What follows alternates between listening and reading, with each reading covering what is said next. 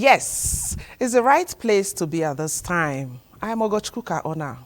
Welcome to People and Events on the largest television network in Africa, the NTA. As always, we have inspiring stories and events packed with people and organizations making waves, standing out and inspiring others in every little way they can. On this episode and in the lineup of our reports, charity is beginning at home, meaning NTA is taking the lead. It's been one award to another, always setting the pace for others to follow. And I dare say that there is no doubt about the iconic status of the Nigerian Television Authority. Its wide reach amplifies its years of consistent impact in dishing out outstanding content on TV. So, for these reasons and more, the authority was recognized as a distinguished media establishment at this year's Nigerian Electronic Media Content Exhibition and Awards, NEMSIA Night 2025, a platform that recognizes professionals in the industry. Larry Belay captured the moments. Let's see. For 3 consecutive editions, the tradition has been to round off its content market and conference with an award night that recognizes excellent content and their creators that captured the attention of Nigerians. The 4th, NEMSIA 2025, is not an exception. We need to do research and know where these people are. We move to them so that we can capture them. Because it is not just enough for you to produce and just sit down. What you are producing, how can it trend? Where can you take it to? Are you taking it to the rural area? Are you taking it to urban area? You have to decide what you want to do. This award night is not a time for long speeches, but celebrating of icons and excellence of pace-setting content in the nation's media industry. Nigerian Television Authority was one of the distinguished awardees. The Zonal Director, Lagos Network Center, Evelyn Wosu, received the award on behalf of the largest television network in Africa. NTA, we don't just produce, we produce to keep united. NTA, we know we have a duty to unite and to ensure that the nation remains as one. And what do? We ensure that family-friendly programs that children can watch and learn from, that is our duty on NTA. And so for content creation, we are committed to ensuring that we give you programs that will educate you, entertain you, and inform you. Programs that will make you understand that the family can remain together as one. But take you back to those days where you have to sit down and learn from television. That is what we are committed to, and that is what this has also enabled us to do more. Other winners in different categories say the recognition is not only affirming, but inspirational to their creative professionalism. Creative industry is like, they say that you are as good as your last job. My team members know that I'm never satisfied. And that's what the creative content requires. When seasoned, competent professionals actually look through what you're doing, alongside so many other people that are doing good as well, and pick yours to say this is the best, it's a huge pat on the back. After winning this award, we are definitely going to do more. We're going to look at both the local league and see how we can use our platform to influence the Nigerian League and do more, of course, for the Nigerian society. The award night draws the curtains on the annual conference of the nation's electronic media content and awards, an innovative kernel of MQuan, providing platform for showcasing, networking, celebrating, and empowering the industry. Like our bosses say, congratulations to all those who work hard to keep the flag flying despite challenges. From its earliest days as Northwestern Television to its transformation into NTA Sokoto, the station stood tall as part of the Nigerian Television Authority's mandate of fostering peace, promoting unity, and driving national development through the power of broadcasting. This legacy was rekindled at the historic NTA Sokoto staff reunion, where broadcast icons under the leadership of former Executive Director of Programs, Dr. Peter Igo, came together to reflect on their pioneering roles in shaping Nigeria's broadcast industry. Sadiya Umadigi has this all put together for our viewing pleasure. For over 5 decades, NTA Sokoto has stood as a beacon of broadcasting excellence, shaping public discourse, strengthening unity, and nurturing generations of broadcasters who served with passion and integrity. The historic NTA Veterans Reunion was a homecoming of veteran broadcasters, administrators, and industry trailblazers, reliving the golden years of service while inspiring the younger generation to uphold the station's enduring standards. The station won many awards, but the big bang came when the late Alhaji Adamu Augi was transferred to NTA headquarters in Lagos to show to the whole nation what NTA Sokoto was made of and what it could do at the national level. He literally transferred some of the very best staff with him to Lagos, such as Peter Igo, Dalladi Bako, Usman Magawata, Muhammad Labbo, Garba Shehu, Matt Dazi, Mainasara Endo, and Abubakar Sadiq Daba.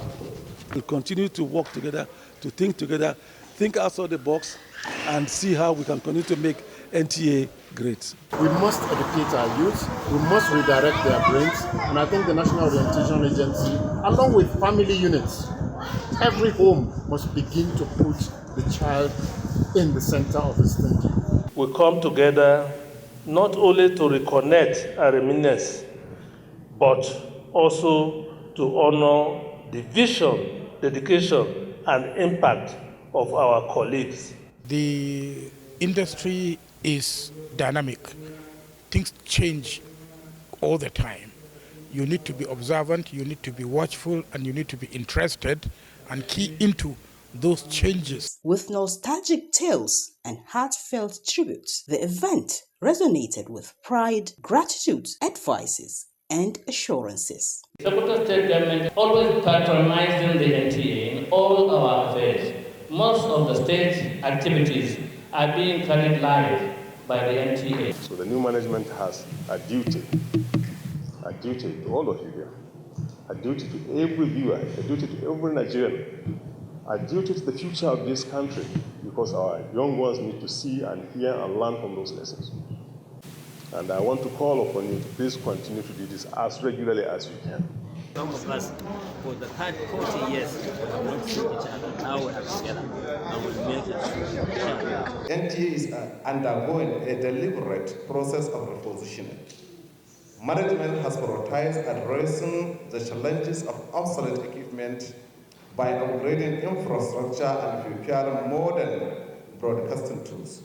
This effort is to restore NTA rightful place as Africa's largest and most authoritative broadcaster. Colorful performances by the Sokoto Cultural Troupe lit up the evening, which culminated in a dinner filled with reflection, mentorship, and cherished memories.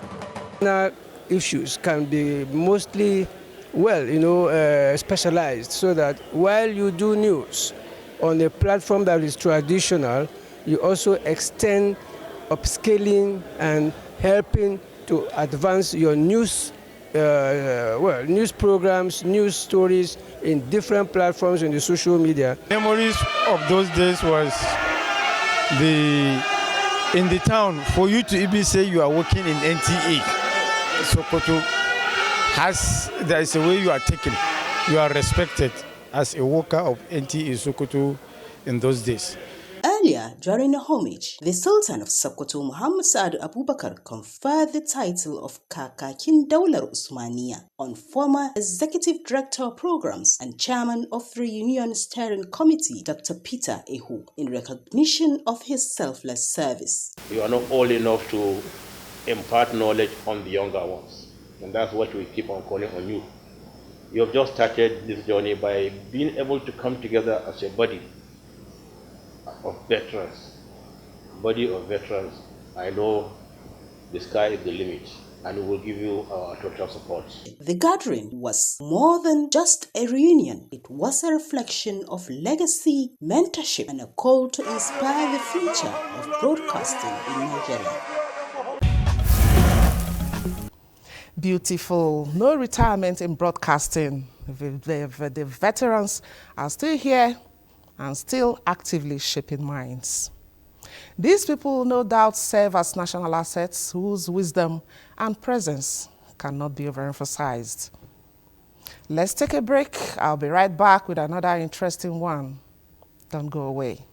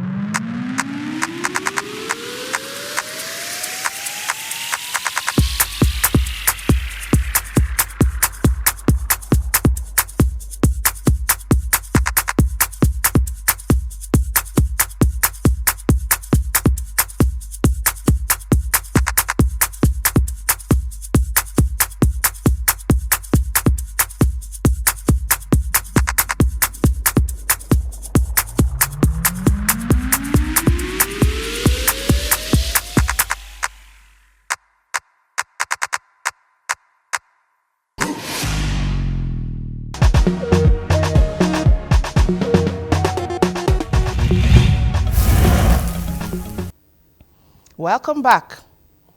History was made in Abuja as Nigeria recorded its first ever live link between students and an astronaut aboard the International Space Station, giving hundreds of youngsters across the Federal Capital Territory a once-in-a-lifetime chance to hear a voice from space.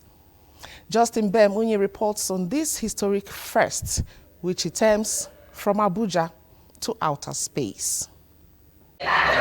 One after the other, they filed in. Hundreds of eager students from 20 schools across the Federal Capital Territory, wide-eyed, clutching notebooks and buzzing with curiosity. Their destination? The National Space Research and Development Agency, NASA. Their mission? To touch the stars without ever leaving Abuja. But this was more than a school excursion. It was Nigeria's first ever live link-up between students and an astronaut aboard the International Space Station. A giant leap for the nation's space education. And inside NASDA's hall, the air was electric. Young stars like Ekobi Chiduben Alan from Keilan International School sat at the edge of their seats, waiting for the moment when space would stop being something they only saw in books and become something they could speak to. Right now, we don't rely so much on artificial intelligence, but we do rely a lot on. And then it happened. The voice of NASA astronaut Zena Cadman aboard the International Space Station. The room froze for a split second, then erupted. Gasps, applause, cheers. A voice from 400 kilometers above Earth was speaking directly to them. Hello, how do you stay connected with your family and loved ones while in space? Over. We're very lucky lucky to have pretty good internet, so I can send emails and I can make calls on a satellite phone. It's really important to stay in touch. Over. Questions poured in from what it feels like to see Earth from space to how astronauts sleep in zero gravity. Working on radio communications and water reclamation. And every answer came in real time, floating across the void from orbit to Abuja, sparking wonder and igniting ambition in the next generation of scientists. We've never had any. For NASDA's Director General, this wasn't just a school event. It was a national turning point. I can see astronauts among you. I can see great physicists. I can see many, many professionals among all of you. This watermark event, we've never had any of this in Nigeria, and you're part of history. To speak with an astronaut from the International Space Station, I pray that most of you who are part of this history, you will look back in time, 10 years, 20 years, 30 years down the line. Your life will never be the same. It's going to be for better and for greatness. He urged the students to celebrate President Bola Tinubu and the Minister of Innovation, Science and Technology, Uche Jeffrey Naji, for providing the leadership that made this first in Nigeria space call possible. At the end of the day, every school received a certificate, but what the students took home was far bigger. And her name is Captain Zena Cadman. And I asked her a question. And the question was, what role does artificial intelligence or robotics play in your daily space operation? I asked her if how microgravity and space radiation affects genetic makeup of the agricultural seeds. And it made me, normally I am a science student, I really wanted to be a doctor, work in the field of medicine when I grew up.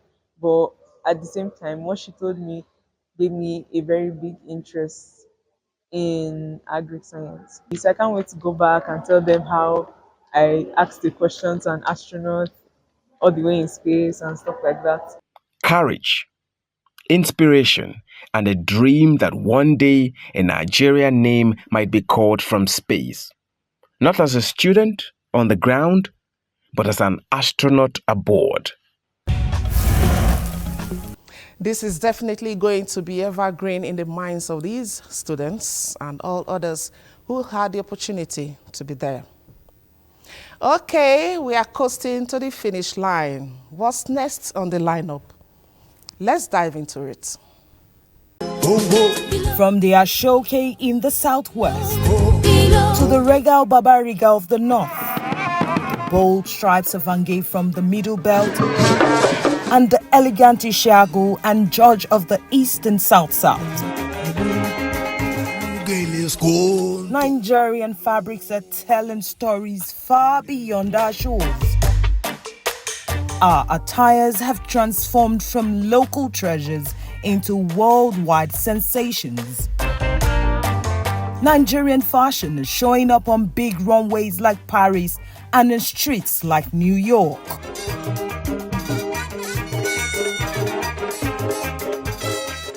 When you do take your African brands and go overseas, you see the clamor and the enamel that the international audience have towards our products, and specifically Nigerian fashion. You can say Nigerian fashion is one of the most thriving fashion scenes in the world, along with Tokyo, Paris, New York. We have some of the biggest designers in the world. A Nigerian girl, Moalola, she's the head designer at Kanye West's fashion brand. And I was shocked to see the amount of Hollywood stars that were designed, clothed by Nigerian designers. I think it's a welcome development. I think it's about time that the eyes of the world spotlight Nigerian designers, and not just Nigerian designers, but also Nigerian fabric, African print, Nigerian print. It's a welcome development. For Nigeria, this isn't about fashion. There's potential for economic growth as culture goes global. Nigeria's fashion and textile sector is not just a vibrant cultural force, it is an economic engine. It draws centuries of heritage, fueled by the creativity of today's youth and propelled by the global rise of African design. Everything brilliant in the world at the moment is African. There used to be this great textile company in the north that closed up. I mean, several others have packed up because of difficulty in doing business in the terrain. It's really sad, but government can step in to help. Nigeria's fashion isn't just about clothes. It's a bridge connecting tradition to the world stage. Through our prints, Nigeria tells a story of cultural pride and global influence.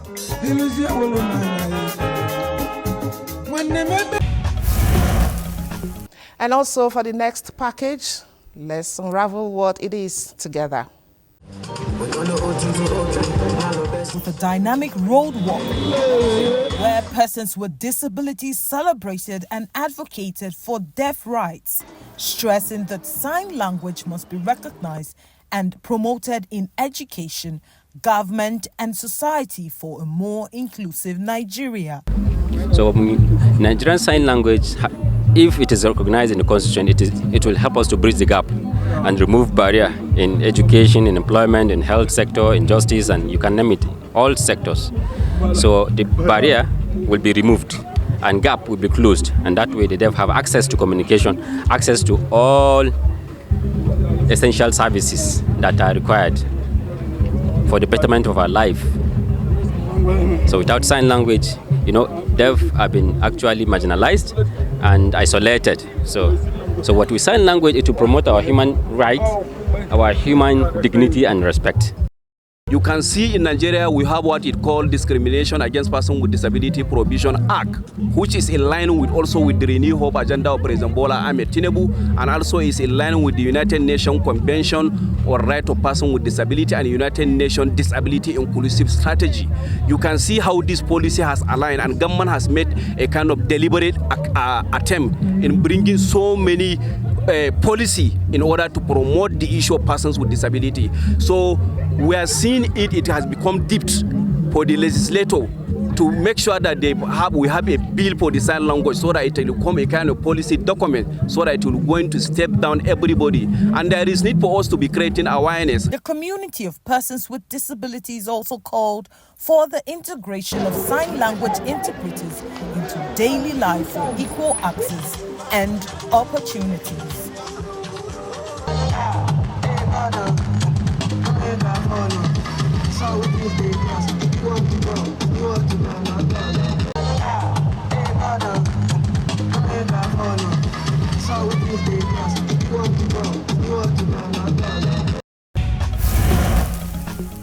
We congratulate those who are celebrating, encourage everyone to always put together your best foot forward and be an inspiration to one another.